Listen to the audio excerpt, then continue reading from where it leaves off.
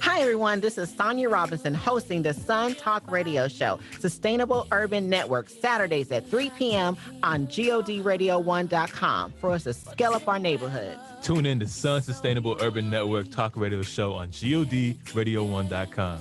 Get up, get out, and get green. We can't let Earth pass us by. We got to scale up our neighborhood, y'all. Hi, everyone. Welcome to another day in Sun, Sustainable Urban Network. So on today's show, we're going to be discussing racial justice. And I just feel like it's unfortunate that this topic is consistently and constantly being relevant. But this panel today will be talking from their hearts as well as from their experience.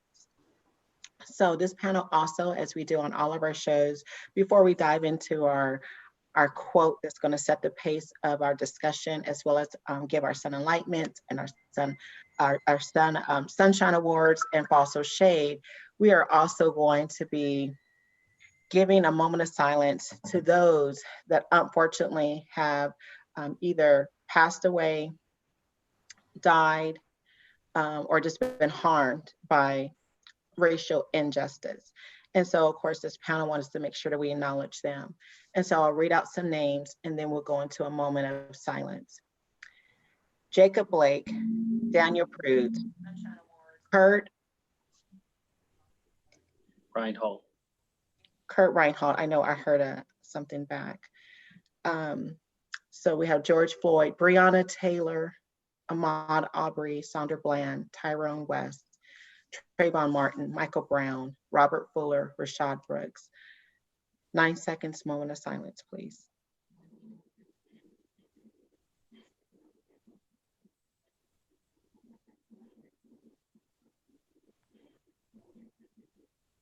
All right, thank you.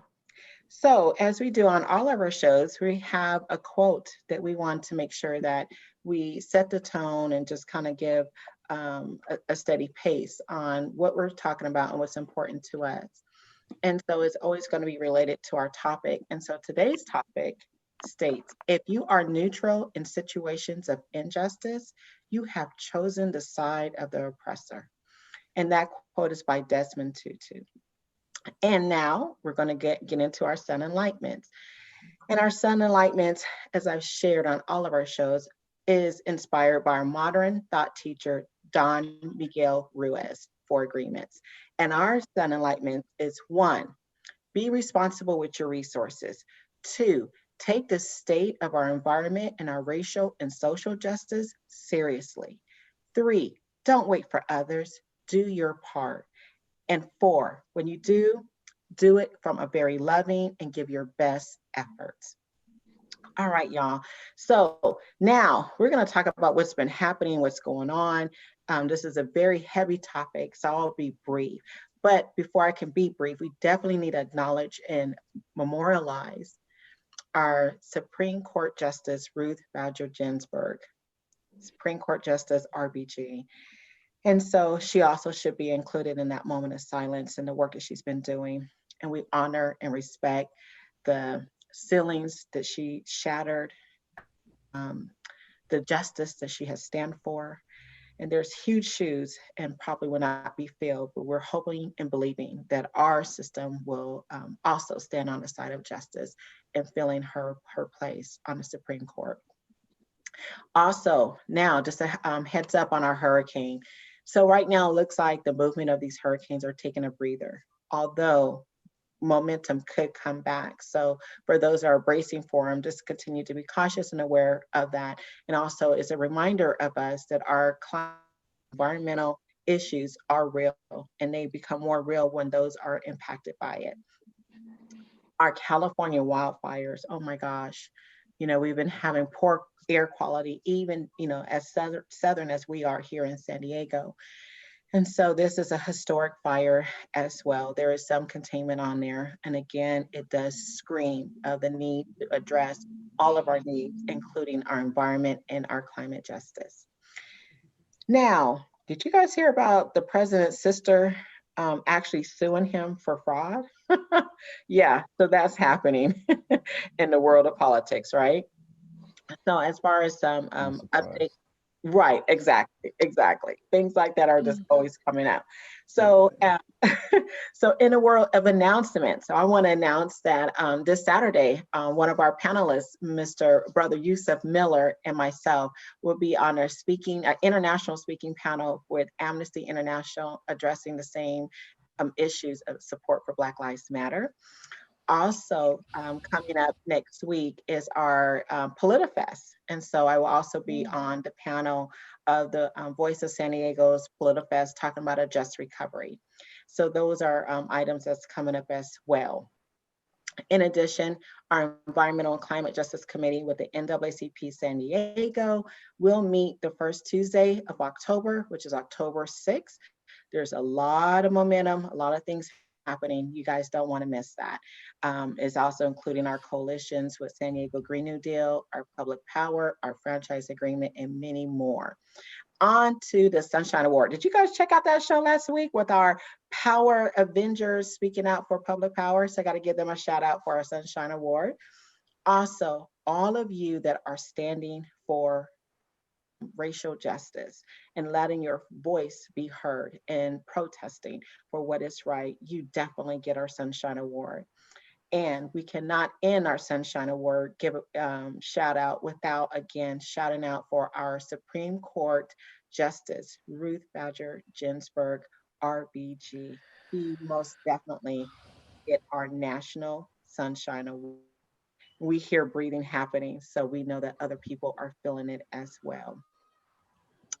So the Fossil Shade, our Sunshine Award are for those that are championing and championing our efforts for environmental and climate justice as it intersects directly with, I think our engineer may need a mute, but our Sunshine Awards are, as we're looking at those that are championing our environmental and climate justice as it intersects directly with our racial, social, economic justice, as well as equity. Now, the Fossil Shade, for those that don't know, are those that oppose our movement and moving forward. So the Fossil Shade today definitely goes to the Louisville Police Major calling protesters a punk in an email. And that was Police Major Bridget Hallahan and Sergeant John Mantley, who wrote an email to over 1,000 people in the Louisville Police Department stating that their action in the Breonna Taylor case was legal and moral. Boo. We don't support that movement at all. So again, as I mentioned before, our topic today is what our work in social justice here in San Diego and in even with a more emphasis focus here in North County, San Diego. So for our topic theme song, we will hear our topic theme song and then I'll introduce this fabulous guest panel discussing racial justice. Thank you. Many mothers have to cry. How many brothers gotta die? How many more times? How many more times? How many more marches? How many more signs? How many more lives? How many more times? Yes. Take a look around. Can you see it now? All right, exactly. How many more times? A stop of this racial injustice has to happen. And this panel is doing just that. They're fighting day and night on a regular basis to see justice happening right here where we live in San Diego County. And I would like to introduce one of my brothers and collaborators that we work on many different efforts for many years is our brother Yusef Miller. He is a founder of the North County Equity and Justice Coalition. He's a member of the Racial Justice Coalition in San Diego. He's a member of our Environmental and Climate Justice Committee. He's a member, I can keep going on and on and on. He also works with our Interfaith Coalition as well. And he's a veteran. So he served our country and he is now serving our people. Next, we have Miss Estela de los Rios. She is executive director of CSA, excuse me. She's executive director of CSA San Diego County HUD approved housing counseling agency. And lastly, but still very important, is Mr. Timothy Jackson. He is the founder and CEO of Quality Touch Cleaning Systems, resilient community mentor, as well as a gang culture transition specialist. Wow, that's pretty amazing. Welcome, everyone. Glad that you can join us. So yeah, brother, you're going to have to take off your mute. It's time for us to, dive into our conversation. Yeah. So what I want to kind of hear is before, I kind of get really kind of prone in on, I want you guys to be open and kind of share the work that you're doing. Brother Timothy, would you like to share with us some of your experience and your work as a gang prevention specialist and the work that you're doing in North County, specifically Oceanside? Sure. So I'll start. I got put on, the set at age 14 years old. I continued to pursue that lifestyle in a very proud and in a very concentrated way. That was like, I had no father growing up. So like those dudes was my fathers, in many different ways and in many different shades. But, as I kind of began to grow in the gang, a lot of them dudes that was trying to father me lost control, as the culture started changing, and just the reality of like the whole generational thing, in Oceanside specifically, we couldn't be controlled. And then, you had all of the other aspects as far as law enforcement, or other races, that kind of added into the whole, just nature of responding to being in a gang culture, and catching attacks from all sides.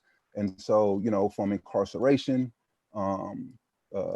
leading up to just, different types of traumas, I found myself incarcerated on my last term. I got incarcerated 2008. 2 years into that incarceration, found myself, I ran right into myself, I like to say, and was able to see that if I continue in this, then I'm never going to go home. I was sent to 17 years, 8 months on this term. I had received, I had fought for my life at 14, fought for my life at 16, 25, all life sentences.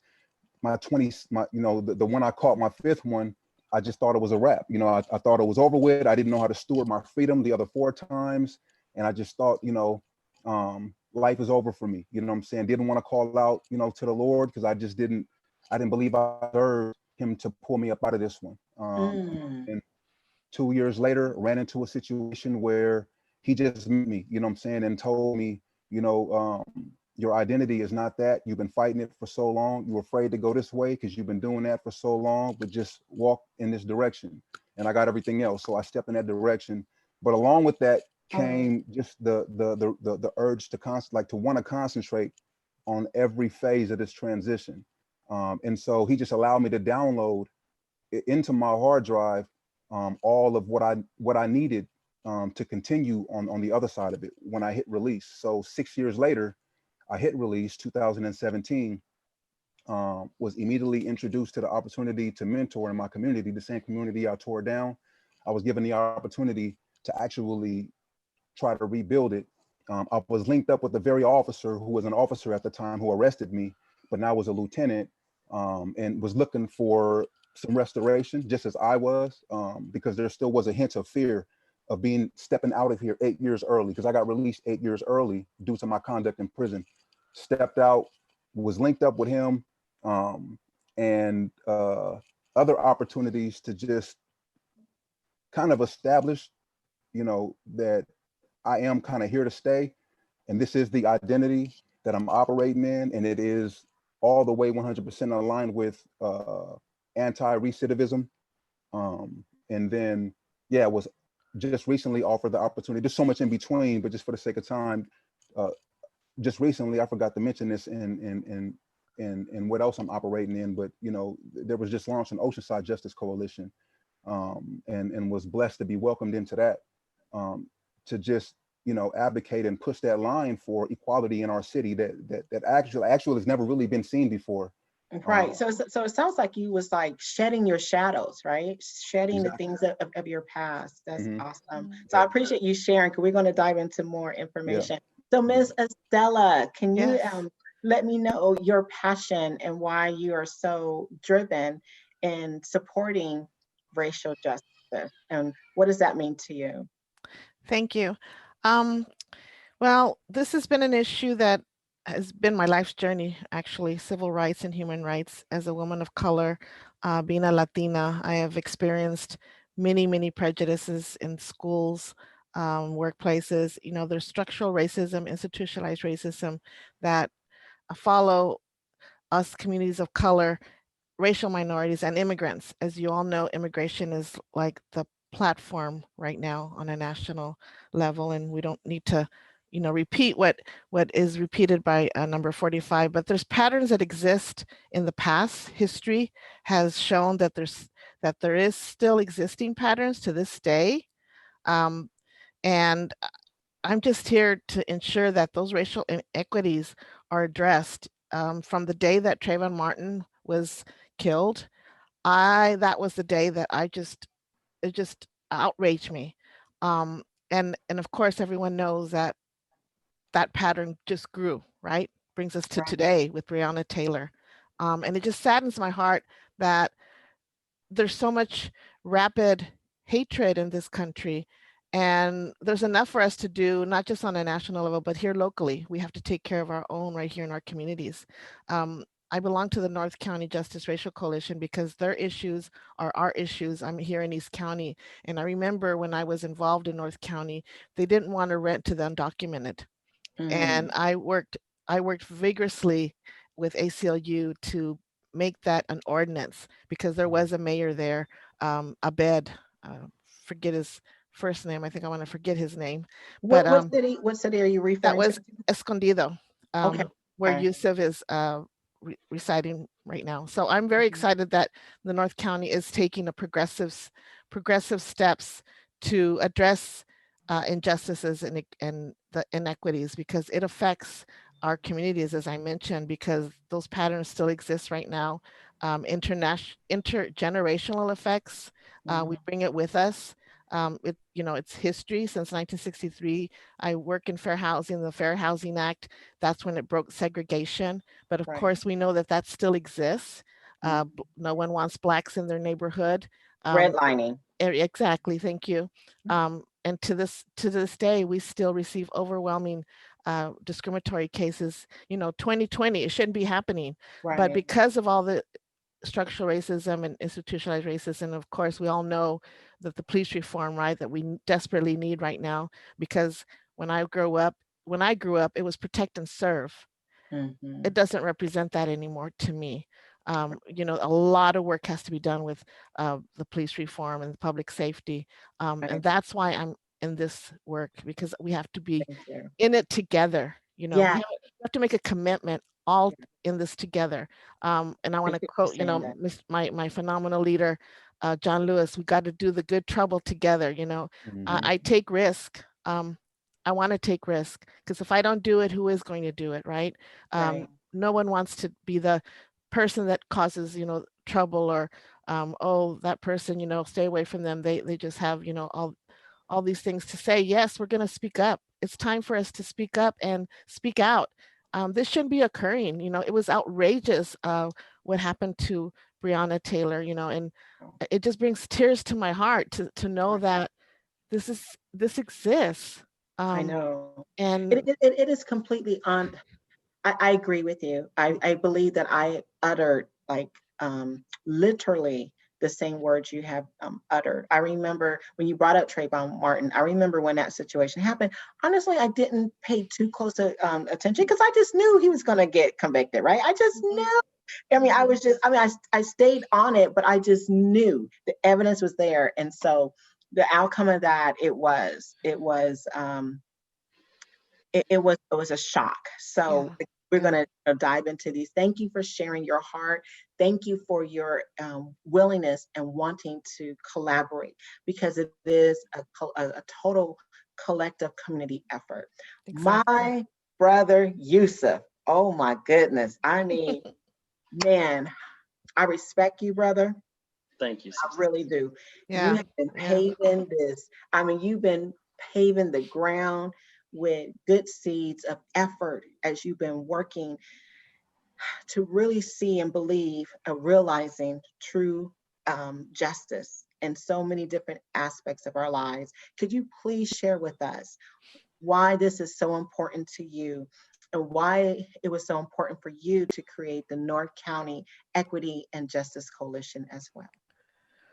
Thank you, Sonja. I love and appreciate you too as well, sister. And what drove me into this direction is the knowledge that what we're experiencing, we take the story that Timothy just expressed to us, what we've been experiencing for hundreds of years, and the story that Estela has expressed to us in her community in Borderlands, which has been experienced for hundreds of years, and we see that it's not by accident.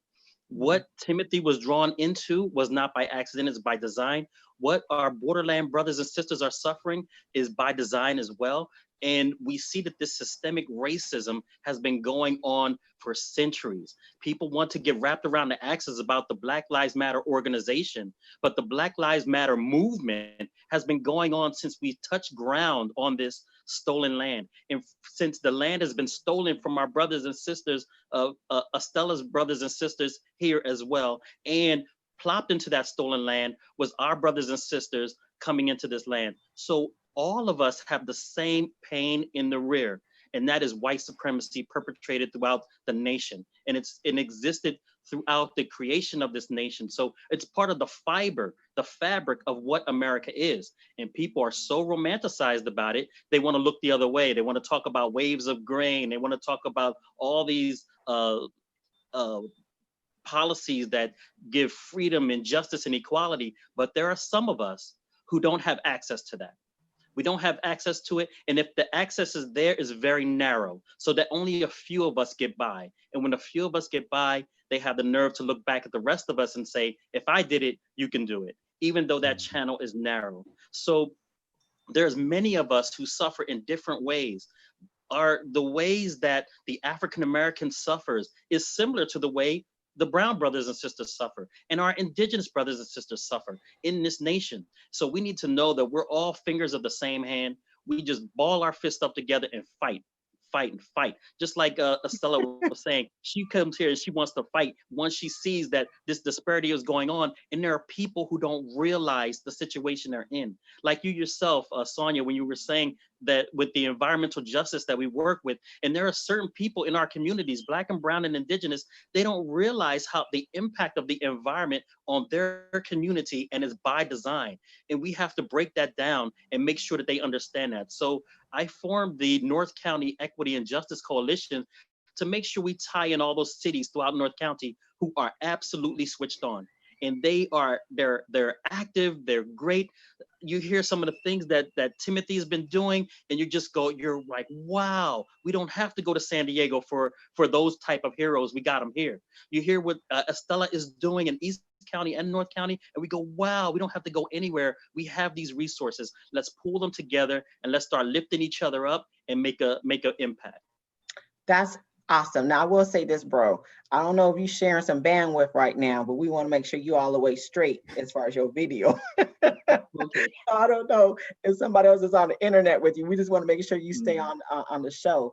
You gave a remarkable explanation of so much. I mean, it's so much I can just dive into. So one thing I want to mention, so when you're saying about the resources right here, is that a lot of people don't realize, but San Diego is the second largest county in the state of California, right? So California being the most populous state in our union, and we're the second largest, as far as voters, as far as residents. And so the fact that you're saying that, we have resources here, we have situations here that we need to address, to me makes total sense. And also still yet part of the greater effort, but we have things that we need to focus on in every area of San Diego County. So my hat's off to all of you guys and doing just that. So one of the things I wanted to ask is, how are we defining anti-racist? This anti-racist is a term that you've been hearing on a regular basis. And so I'm curious now, how are we defining anti-racist? And what does anti-racist mean to you? Who want to take that? Yusef, do you want to take that, brother? Sure, I'll take that. The anti-racism is it's the era where no one can just sit back on their couch and say, yes, I'm against that thing, and then change the channel and start doing whatever they're doing, watching Dances with the Stars, going fishing, or watching football games, while your brothers and sisters are actually dying in the streets, suffering in low income, can't find a job, poor education. It's not enough to just say you're not for that thing. You have to be actively, you have to be out there struggling with us, on the side of us, a little to the rear, right? With us to the side, but a little to the rear, follow our lead and see what it is that we say that we're closer to the pain that we need help with, because we can only make it there together. So I usually give people a small bit of math, and I tell them that if you took the African American population and multiplied it times 4, we would still be 1% or 2% shy of all the white people that are in America. So we cannot do this ourselves. We have to do it in collective with other righteous-minded people. So those righteous-minded people need to be anti-racist, active in their convictions that the things that are happening in the Black and brown and indigenous communities are wrong. Get off your couch, stand with us a little to the rear, and support us as we go forward. So I agree with you. I think equity also is part of what they're in control of, to provide to the BIPOC, right? To the Black, Indigenous, people of color. But there was also one term you use, and I didn't mention it earlier, but I'll have to say it. I don't like the word white supremacy. And I'll tell you why. It's only one supreme, right? And that is my Lord and Savior. So to me, if you have to suppress someone, if you have to oppress someone, if you have to, try to, eliminate resources to people, then you're not supreme, right? So I mean, I'm just telling you, me personally, I mean, I got some revelation about that word some years ago. So, I mean, white extremists, things of that nature. I understand it, the concept of it, but I personally don't believe, because when you are supreme, there's nothing you have to do, right? Because you are omnipotent, So that's just my own personal, little issue on that. So anyone else? Estela, what do you think about anti-racist? Well, you touched on that word that you mentioned right now, and I think that it's more of a mentality than just a label, because we've had our white brothers and sisters out there protesting and assisting us with all these inequities. So I think white supremacy is more of a state of mind, more of a mental mind. But I wouldn't, as you mentioned. I still, I mean, I hear you saying, but Yeah. I can't buy into it, because again, then why would I want to call someone that is doing the oppressing and the suppressing? Why would I want to call them supreme? Right. No, I understand what you're saying, but we have to just tell it like it is. That's what it's been labeled. Unfortunately, But that's what it's been labeled. I think we need to, just reframe, how we're using those words, because words are powerful, Yeah, right? they are. So the Yeah, same thing you're saying you don't want, but yet you keep saying it, right. I mean, words, we have to also be responsible of our language and the words we use. And you're right, like Don Miguel Ruiz said in the Four Agreements. Words mean something. So yeah, and I agree with what Yusuf said, and you played the song in the beginning. If you just stay complacent and don't do anything, you're part of the problem, because you have to take action. You have to advocate. You have to join in with everyone. As Brother Yusuf said, the indigenous have had these issues. Every every racial group that I can think of, every minority in history has had issues, and they're still here. They're still here. And I'm gonna speak another word that probably no one wants to hear either, is the hate. I don't like that word as much as I'm saying it right now. Unfortunately, we have to call it out, because it's a speech that everyone is advocating in some way, form, or another. And that's what we have to get away from. We have to get away from that hate speech and the remarks and the mentality as well, because that affects us. Like we all said, words do affect us, and they hurt. And unfortunately, it's part of the structural racism and institutional racism. And I can't stress enough how that's the root of our problems here. Because if we didn't have so much of the institutionalized racism and systemic racism, we wouldn't be where we're at right now with all these killings and injustices. With the police doing what they want to do and get away with it, and judges and so forth. Just um, calling it that it was non-harmful, whatever whatever the verbiage is to them. And I think that's a form of hate as well, because they show it in a different way. And that has to go, because we can't remain complacent. We can't use words that hurt people. And I get offended by just listening to some of these statements that hurt, right? I agree. Yeah. Hate is something we have to address, and it's a heart change as well. So, Brother Yeah. Timothy, what is Mhm. anti-racist? What does that mean to you? How do you define that? I might be speaking from just a completely different perspective, only because I grew up racist, so to speak. You know what I'm Mhm. saying? In a way to where, so I grew up as a gang member. You know what I'm saying? And so just to So kind of, prejudice, maybe not racist. I think no, I'm race. saying it like this because it wasn't just blacks that I was born with. It was Hispanics and Samoans, and so it was very racially driven, where we called each other out of their names. That's what actually led us to shoot at each other.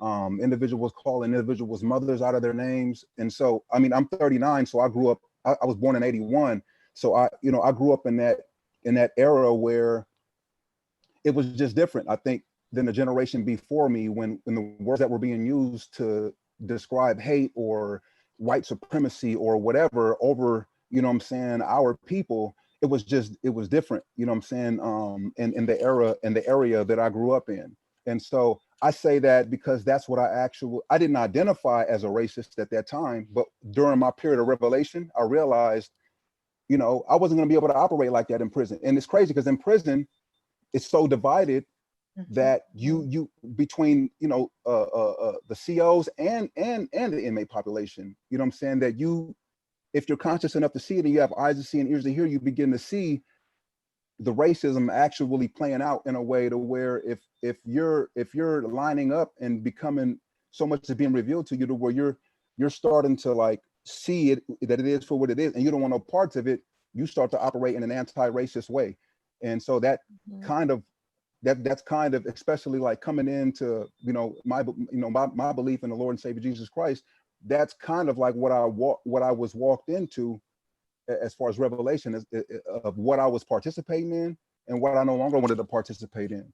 But see, that's why I think bias and prejudice is different than racist, right? So racist is when you actually have like the authority and the power to really harm another person, another group of person, right? So I think we all have biases, and we all have, some people, not all, everybody has some form of bias. Like some people prefer strawberry jelly versus grape jelly Mhm. or whatever. We all got preferences. So I think biases is like more or less talking about what your preferences are. And your Right, preferences is okay long as it doesn't, jeopardize or harm another person or a group of people, right? So to right, me, racist is that if you don't have the power and authority to actually enact or control or oppress another person or a group of person, then I think you may be prejudiced against that person or a group of people,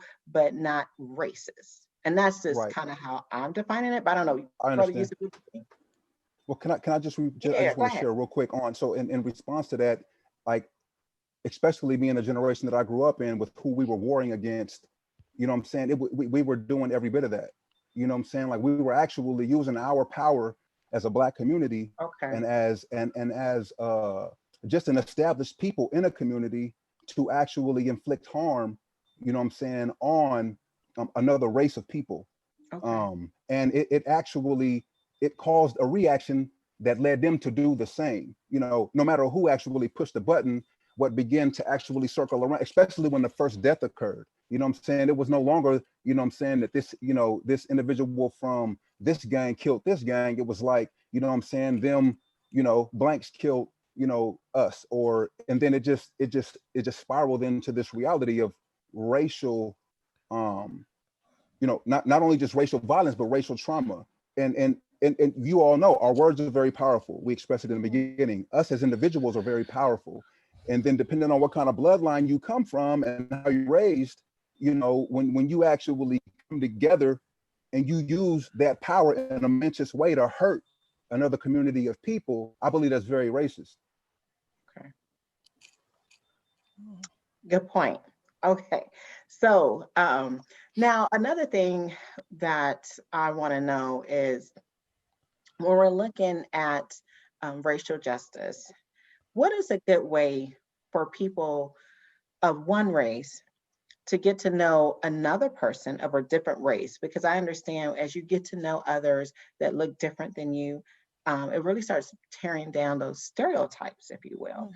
Estela, do you want to kind of give us Yeah. any examples of that?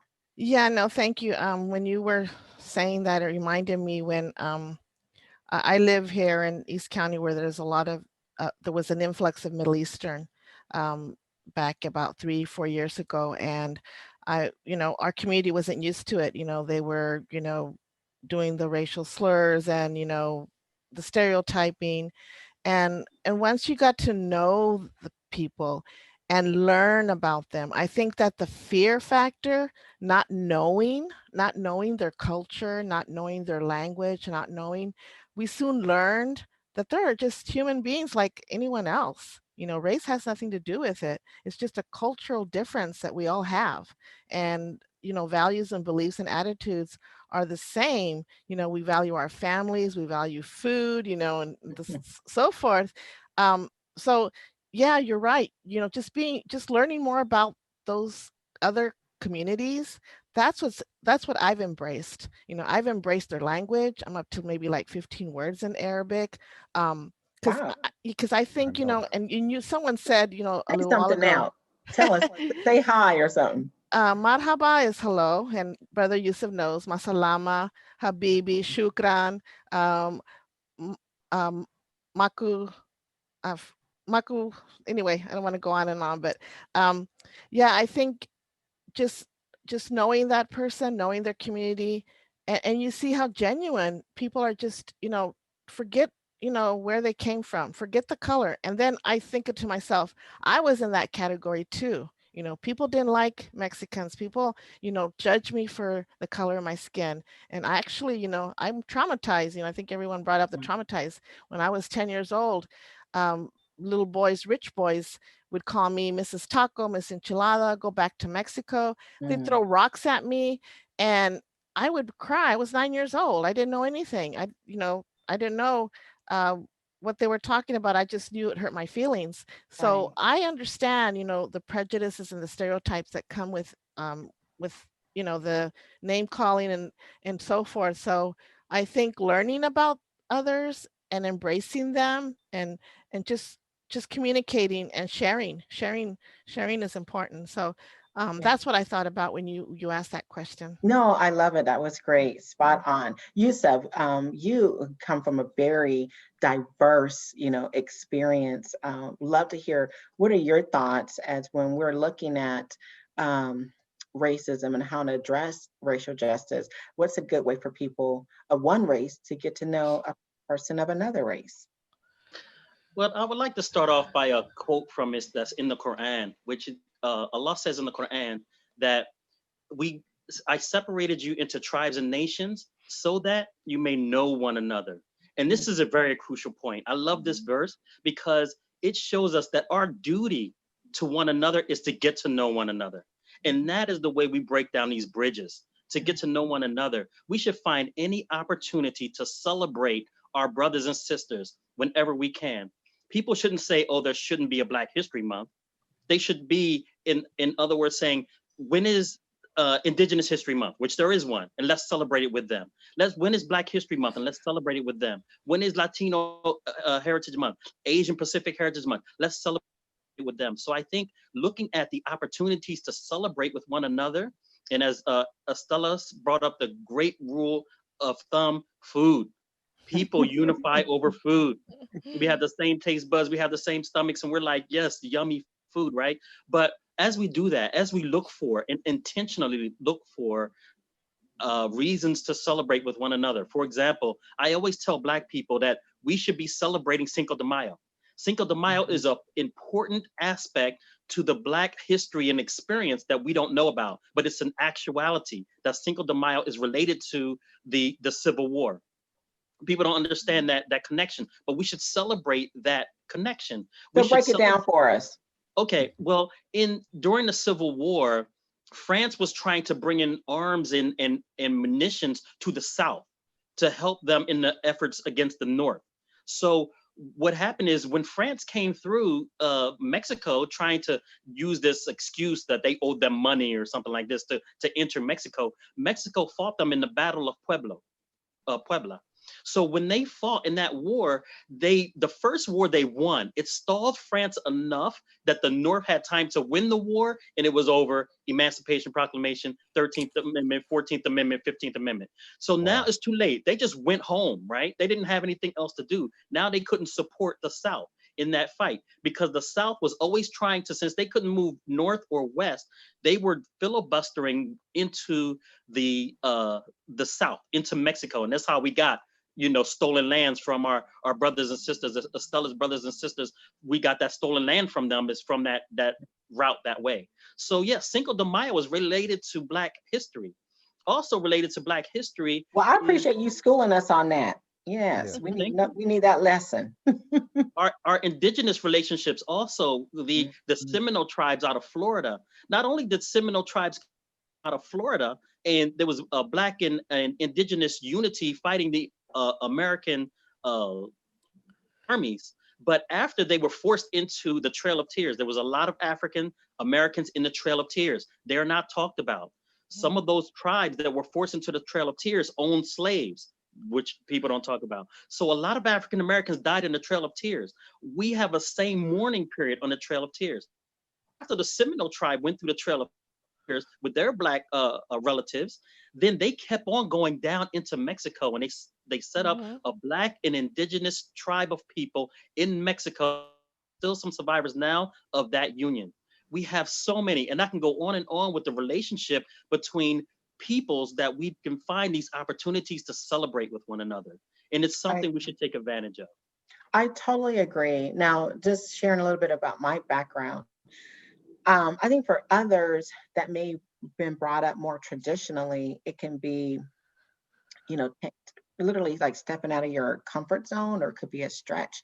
But with me being brought up as a dependent in the military, I have friends that look like Estela. I have friends that look like, Britney Spears. I have friends that look like, any and everything in between, So I grew up with friendships of many different ethnicities and groups. And so as you mentioned earlier, Estela, like when I would go to my friend's house that was, Korean, I knew to take off my shoes. And when they wanted to invite me over to dinner, we sat down at a very low table and just experienced that culture. When I went to my friend that was from, Germany and spoke German, I ate their, au gratin potatoes and things of that nature. So as you're talking about food. So I definitely have experienced food from, around the world as well. But so for me, I think I'm just conditioned to see a person just as who they are and to automatically respect their culture and where they're from, right?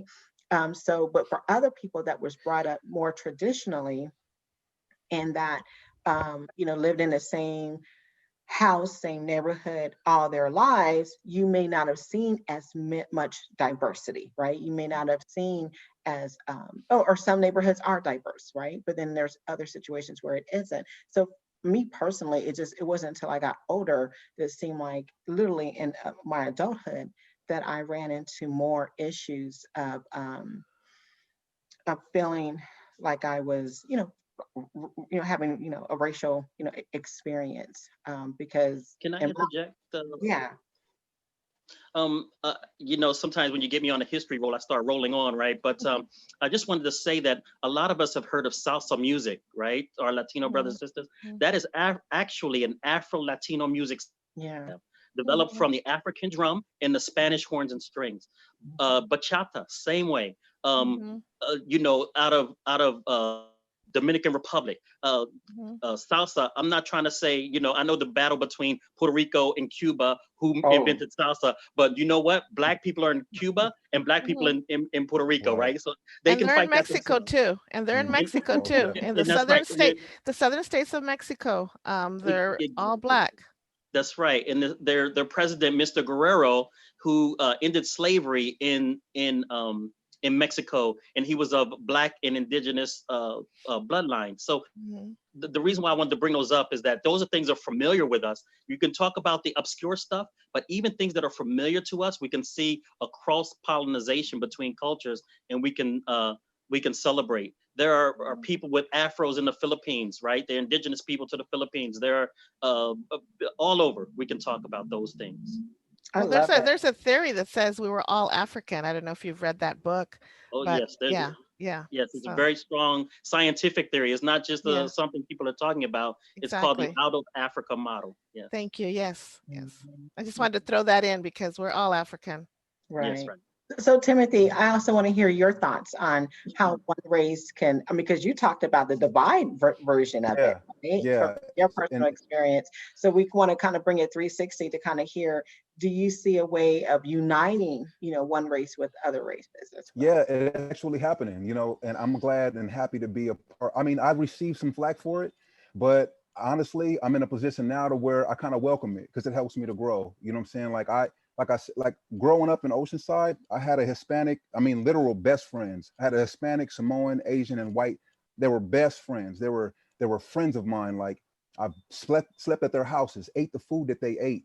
But by middle school, it went from shooting basketball and throwing footballs to, throwing punches and throwing bullets. Mhm. In a matter of a summer, and then I couldn't understand it. I just knew that I was hearing from the upper tiers, you can't hang around them. When I stepped into middle school, I seen the divide. It wasn't elementary school no more. Complete culture shock when you just talk about just trying to be, and it was traumatic, just trying to be who I've been for the last however many years I was these kids' friends, but they were receiving the same instruction. But fast forward, I get out of prison 2017, and I'm doing what I'm doing and walking in this identity of just Timothy, Isaiah Jackson Jr. And, throughout my prison term, I wasn't operating in that state of mind of racism or systemic racism or whatever it may be identified in a technical aspect. And I got out with some practice in it when I ran across an individual that I've actually shot at and he shot at me. We've actually knuckled up against each other. And he walked up to me at a workout routine that I was holding in the neighborhood for the youth to come to. Um, First thing he did was grab me and hug me. Mind you, this was set up for us to meet, but I wasn't expecting that because this is someone that I actually like had intentions of trying to hurt real bad, and he had the same for me, Samoan, and we embraced. And he said, "I love you, brother," and I said, "I love you too." It just came naturally. Like I don't even understand. I didn't at the time understand where it was coming from, but later I just understood this is who you are. Kind of like what Brother Yusef said, that on script that in the Quran that uh Help us out, Yusuf. yeah, can you To mention that know one again? another, to get to know one another. Right. And it was almost like innately, that's exactly what my spirit wanted to do with his spirit. You know what I'm saying? Then we sat and we talked, we apologized to each other. And then it was crazy. It was like it was like this seed to a bamboo tree was planted years ago. And now it was just shooting up, you know what I'm saying? Like, and it happened later on, that year, 2018. It has been happening ever since. But I just think you just have to be willing to step in. And in our case, we identified through trauma. You know what I'm saying? Like we Yeah. had traumatized each other's neighborhoods and families so much You know, I mean, from shooting up each other's neighborhoods and blocks to trying to light people's houses on fire to now hugging and saying I love you is it's still miraculous to me as I speak it, but it's through traumas, you know what I'm saying? Like that we identify, we went through the same thing. Our mothers grieved the same way. Our mothers was praying the same way. You know what I'm saying? Like, and we're like now in this position to where we can kind of forge and operate through this fortitude and resilience to kind of show the neighborhood and the youth that are growing up now that what they're growing up in is just it's a facade, you know what I'm saying? And it starts out as biasness, but it can lead to a very, very deep you know, hatred for one another, you know. And so I, you know, to answer the question, I just believe like that's how I've been able to experience it in the last 3 years. I've been able to come together with the brothers and sisters of the enemies that I had in my generation. I'm leading them in workouts. And at first they didn't want to trust even coming because they literally told someone else that was of their race he could have literally hurt one of my family members, or he did. But once they seen the consistency of my reach to them and they seen I was of no threat, they stepped into it. And these were traumatized kids that were traumatized by my generation. But I'm like the bridge, you know, and it was my trauma, me sharing them stories, them sharing with me stories that kind of like, at least for this little group of kids, which is a big deal because they're of the next generation. When they go back to their neighborhood, those of my generation that still may not believe that I'm actually where I'm at, you got these younger dudes that don't want to believe it because they've actually experienced being in proximity with me, and they feel the love and they feel the reality of Well, you've had a transformational change, right? right, And so that's awesome for those that can see it and recognize and even embrace it in you. right. One thing I want to say, and then I definitely want to hear from Brother Yusuf and Estela, but hatred is actually a distraction, Hmm. you know? Very much so. So hatred, even coming from like the white supremacists or even hatred within our communities, is a distraction. So you feel like you want to just, you focus so much on another person or why you don't like them that it converts over to hate. Now you're distracted about what things in your life that you're not able to advance in the areas that you should, or you're not able to peep game, if you will, of why you're not where you should be based on your efforts, because you're so focused on, I feel like I'm better than this person, or I totally dislike this person for this reason or that reason.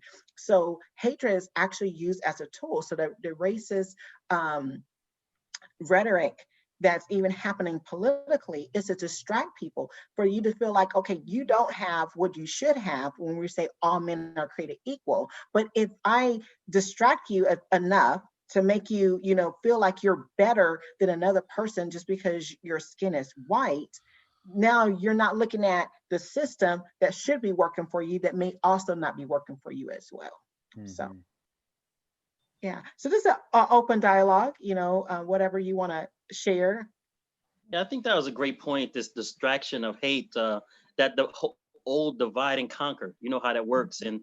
and it's happened in the Black community where even if, for example, in Timothy's situation, where if there were no Latinos to be warned against, there would be other Black people to war against, Yeah. right? And there would be a distraction of what side of town you came from. It would Hmm. be a distraction on what educational background, your job aspect, the indigenous brothers and sisters divided between nations and warring against each other. In Africa, same way. Throughout the throughout human history, hate and division has been a tool of the oppressor. Right. So as long as you can make poor whites think that poor blacks is their problem, then we're going to be over here beefing the whole time, right? Right. And you make poor blacks think that poor Latinos is their problem, the same thing goes on and on and on and on. Go again. And if we have people who were born generations here in America, and we think the problem is immigration, then here we go with that division and hate and distraction.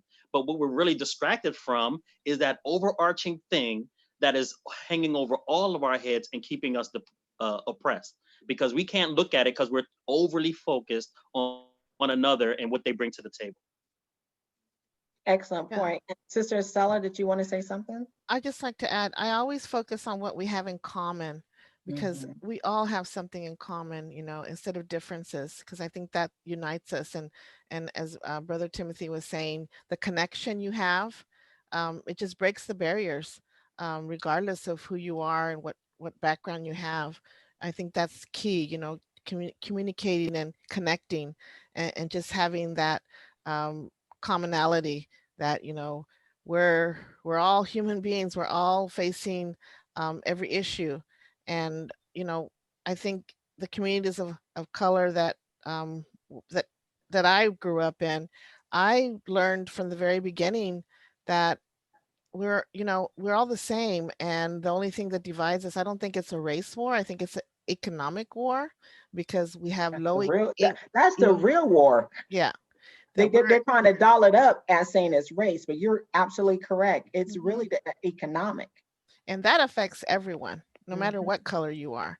And Mhm. that's where it starts, the poverty, not having, and fighting against each other to have, like it's the have and have nots, and the theory of going of, the division, because we even have it in the Latino community within our own. We have Hmm. the division, and that's not good either.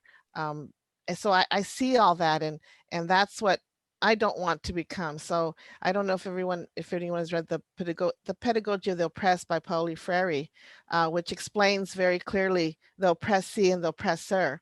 And if we have that mentality of still being in that oppressive state, we'll never get out of that. So just every addressing and taking yourself out of that box, and begin to realize, you're no longer the oppressee, and you can't be the oppressor. So it's just, that connection again with others. I think that's very important. And can I share something real quick, if you don't mind? Yeah. And so like it's with one of there's an exercise we do um in our like our trauma informed like restorative circles that we do with our youth that are considered too far gone or are considered like the worst, in the city. And with these two particular neighborhoods, they're both Hispanic neighborhoods, but they both have been warring for a very long time. Like Mhm. they've both been, they're both responsible for so many deaths on either side, and they're very much like a block away from each other. But we get these youth in this environment where there's like eight of us mentors, and we like strategically at a certain time within, the phase, the specific phases. There's like a strategic point where we interject this exercise, and it's called the commonality. And what we do is we just, Mhm. after the field trips and after all of the side eyes and the I don't want to come to group because they're there, we get them to be around each other, and we watch them kind of like put their backs to each other when we go into other areas where all they can identify with is where they're from all together. What we end up doing is interjecting this exercise where we ask them, stand up, if this is true for you. And then we just go off of all of everything. You know what I'm saying? Like if your dad ain't in the household, if you've ever seen your mother abused, if you've seen someone put a needle in her arm, if you've been jumped into a gang, if you all of these things, and they all stand up and they all never sit Right. down. And it's like I just want you to look at each other and understand how much in common y'all got. You Mhm. know what I'm saying? And that your identity is being compromised. And so I like to say that there is that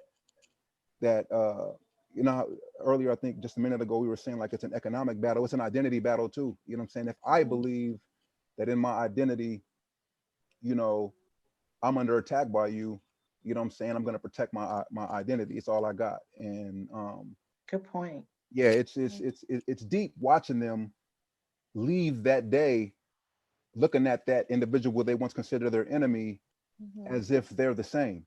It's deep. Yeah, because I they love that. connected to know that they have similar backgrounds. Because it hits all of us. Single single parents, Hmm. divorce, traumas that are the same. The backgrounds are the same. The neighborhoods are the same. We have the same issues, same challenges. So that's a great connector. And thank you for sharing that story, Timothy. I also led groups in youth groups at Lincoln High School, and Hmm. it was incredible how um, you know black and brown would just go at it. The Yeah. tension in the room, and I just let them start sharing that exercise that you mentioned, and pretty soon everybody was on the same plane, plane. Yep. same thing, right? That's great. That's awesome. Definitely love to hear how we actually can take some tools and actually see some reconciliation, in relationships. So, Brother Yusuf, I want you, we have like maybe a minute or two left. I definitely want to give you this platform to, express some of the work you're doing, the needs that you might have, and just highlight whatever's in your heart and on your mind. Well, first of all, I would like to say with North County, we need to make sure that we depend on North County, right? We don't need outside influences as a major part of our reality. We have a lot of good operations. We have a lot of good programs, and our extended family in the other counties, we should rely less on them and lift up the groups that are here with us in North County and make sure we shake hands across the table, but realize that North County is a place that there's a lot of issues going on. And when our stars and our leaders always run downtown to San Diego when something is happening, it's disingenuous and not fair to the people who are coming up in North County. So we have, for example, Mr. Cox Harshaw, who had a forceful arrest in Carlsbad. And we came all together to make sure that we expressed that this man who was probably in a mental health situation, whether it was from drugs or medically, and law enforcement arrested him from behind. They grabbed him, didn't even introduce themselves, and we as North County came together for Mr. Cox Harshaw. When the Martinez family was slammed, the father and son arrested in Vista, and the head slammed into a wooden fence. The father's head slammed into a wooden fence with such force that the fence board broke on the forehead of the father. That we come together as North County. We've lost Jonathan Cornell to police violence in Vista. We've lost Sergio Wick to police violence in Vista. All of us, when something like that happens in Vista, it is Escondido's problem. It is Oceanside's problem. It's Carlsbad and Encinitas' problem. And we have to come together and unify under that idea. So that's why we pull together as North County Equity and Justice Coalition. We reach out to Timothy and his team, Estela and their team, Encinitas and their team, to make sure we have these resources. And together is the only way we can make it. Asians for Solidarity is also part of North County Equity and Justice Coalition. Earth Justice is part of North County. All of these aspects are going on, and we can only do it as a family. And like I said before in the Quran, we can see the differences between one another, but that's the opportunity for us to get to know one another, come together in one. So You froze. yeah. So brother, If it's not urgent at the time, and I support Estela. that's excellent. Yes. Go ahead. And so Encinitas, that's something that I think their doors are open from 11 a.m. to 4 p.m. most of the days of the week. So this has been wonderful, a lot to unpack. I want to say, Brother Timothy, I appreciate you being vulnerable and sharing your history, to also see that restoration and transformation is possible. And I love the fact that your faith has helped you to get there. Sister Estela, I appreciate your compassion, your genuine heart that you have as we're working for this. And Brother Yusuf, you beyond, you on the go. So I have a lot of respect for you all too. So thank you guys. I appreciate you coming on Sustainable Urban Network. And we'll be hearing more stories from you guys. And again, we definitely support the work that you're doing. Yusuf, is there a contact information you want to leave for the North County Equity and Justice Coalition? We have a Facebook, and we're transitioning to Instagram, but so far it's just a Facebook, North County Equity and Justice Coalition. And we promote all the events that are going on throughout North County. Great. Thank you so much, you guys. Thank you for joining S.U.N. Thank as we you. work to scale up our neighborhoods. Thank you, everyone. Thank you. Thank you. All right. Bye.